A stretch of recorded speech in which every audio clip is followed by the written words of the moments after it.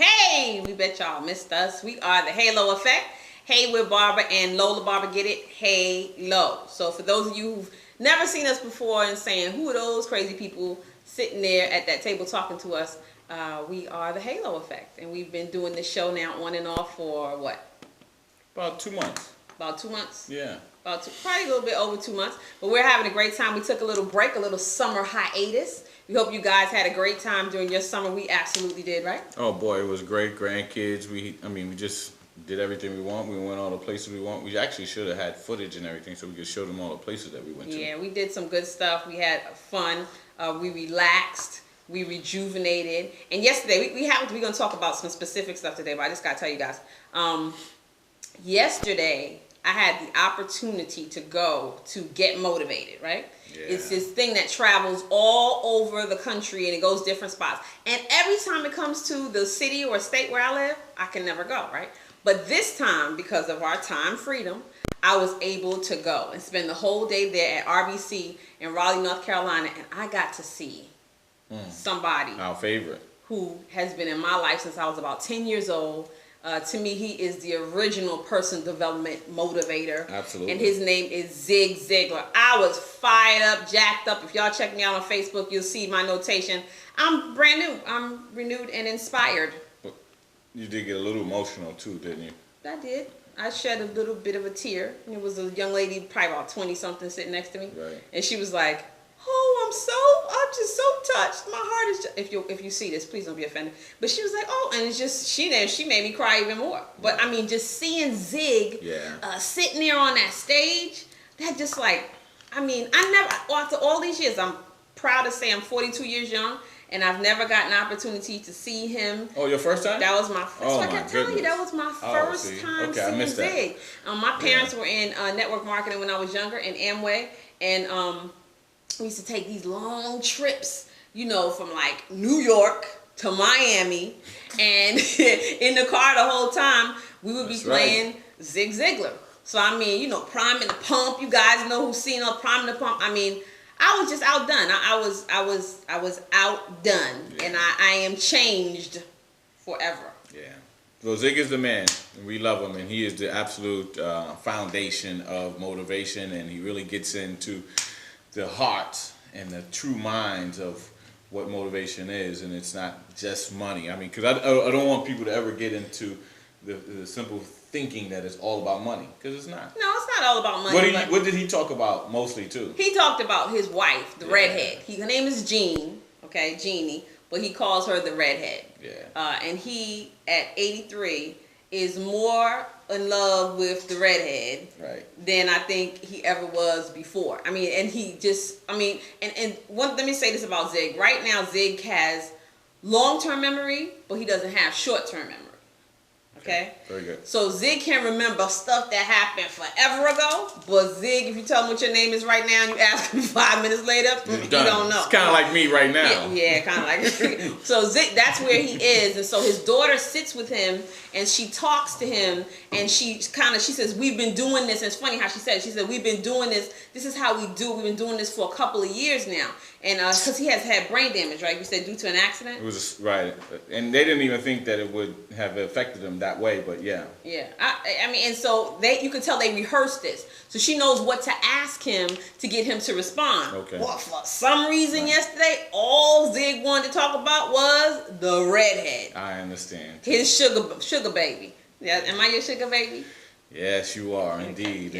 So that's all. Absolutely. Hey, I mean, and I understand, and I'll be honest, and I know we're going too long on Zig, but Zig... Never too long on Zig. Okay, Zig as an outside man in my life, I grew up with both my parents, so I saw what love was in the household.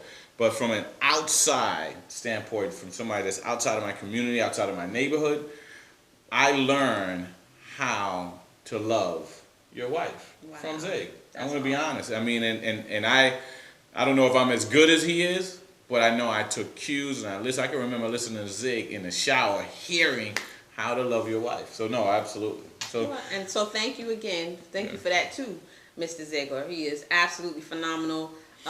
He's definitely Me? getting older. You. Okay, Ziegler. Zig though is definitely getting older, and but it was a privilege and it was an honor to see him. It was great to be in a place where there's so many like-minded people. That's not really a sidebar, really talking about Zig, because what we want to talk to you guys about today and what they focused on at get motivated was just that, get motivated. Yeah. We are in a situation and coming up on a situation in our economy that requires for us to get and stay motivated. And one of the speakers said that being motivated is being able to continue your journey and do the things that you need to do in order to have success without somebody standing over you every minute. It's being able to be self-motivated and to move forward on your own without somebody, a lot of us come from a 9-to-5 mentality, and so we're not used to having to do on our own. And so this conference was definitely about being able to muster that up out of yourself and do what you need to do. And right now, that's what you got to do. That's what it's going to require for you to have success, for you to survive. And this is, in relatively speaking, from the towns that you and I come from. My wife and I come from relatively big areas, and right now we're in a smaller area due to the fact that we're, health caring our parents. But it was so many thousands of people in one place.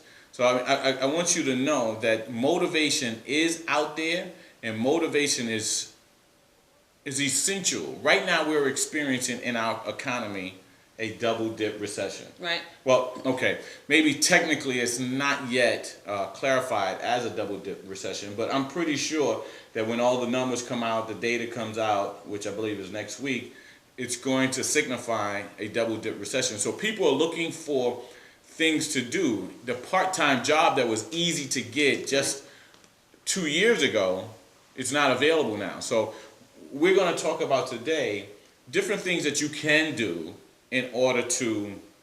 Now, my wife and I, we're self-employed. We do our own thing. We don't believe in working for anyone. We believe completely being self-sufficient. But we're going to give you some ideas outside of getting a job. So if you are here and you want to know how to get a second job, it's the wrong place. Well, I mean, that is one of the things that I had down on the paper as something that you can do. Not a very viable thing to do. I don't think so. Met a lady in Walmart the other day, and she said to me that she had just purchased a home. Okay. And she and her husband had been living in a rental. That at most they had ever, now remember, we're in Raleigh, North Carolina, okay? The most they'd ever paid for rent was $400, okay? Can you imagine that, Jeff? $400, that's the most they'd ever paid for rent, okay? And she said now they had purchased a home and their mortgage was $1,475. That's a heck of a jump. That's a heck of a jump. Now she said it wasn't astronomical, of course, by most standards, but she said it was huge for them. So she said she was going to have to get a second or a third job. And then after she thought about what she said, but I don't really have time to get a second or a third job. She's like, so what am I going to do? So I started telling her about, my business with artists and the possibilities of that because of health and wellness. And so she was interested in it. But what I thought about was, man, I've never had a second and third job. Just let me say that to you right now. I ain't even want to go to the first 9 to 5, okay? So trying to get a second, I probably should have, okay? But I never felt like I belonged on a 9 to 5, first of all. So I never had a second and third job. And like Haylo just said, it's hard to get that now because so many people who used to have full-time jobs and don't have them are taking up to have the second and the third job. They got 2 part-times. Right. So you getting a part-time job is next to impossible. So if that's on your scheme of things to do, probably you want to cross that off the list. But one of the things that I wanted to talk to you about is how to kind of switch about what that means for you, and without getting another job, how to make life happen for you. But one of the things I want to say is, what is and this is what I've been calling it. We've been hearing this phrase, double dip recession, right? So what is it? It's like an ice cream cone. That's what Jeff said. Like a double dip ice cream cone. Well, it ain't sweet like that, okay? No, it's not at all. Okay, so and I've been calling it, and tell me if I'm right, because this is the original money coach. So tell me if I'm right. I've been calling it the 1-2 punch.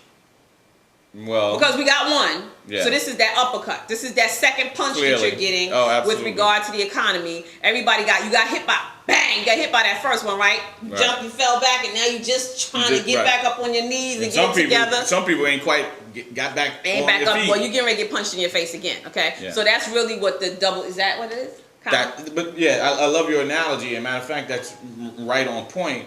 That's exactly what it is. And we gotta hope. Well, not hope. We gotta give people a sense and a way to go. Are you getting ready to look at your phone? Huh? Are you getting ready to look at your phone? His phone just went boom, like it's got a message, and he just pulled it out of his holster in the middle of this to look at his phone. I just, I just had to say, we keep it real. So I know this is live. Y'all saw him, right? He just went like that. He looked. So you looked at your phone. Unbelievable. When they say crackberry, it's real stuff. Crackberry. Okay. Ladies and gentlemen, I was making sure that it was on quiet so that we would not be disturbed under any circumstances. Okie dokie. Our producer, cameraman, does not like when the phone goes off, so I was making sure that it didn't. And I apologize that I didn't take care of that earlier. Okay. Very good. we like to do, what we call cleanup. Okay. Okay. All right. Go ahead. Double dip. So I gave you. That's my analogy of what it is. No, I mean, but it is, and what it is just the numbers from a recession reoccurring. Okay. So we looked like we were coming out of it, and the numbers were indicating that we were, and now they're starting to slip back into what it indicates to be a recession. So it's happening. People are feeling it. I want people to understand that the people they call the 99ers, and there's a whole bunch of people that their employment benefits are running out. So all these things are going on. But I want to get right to it. I want to give people some ideas.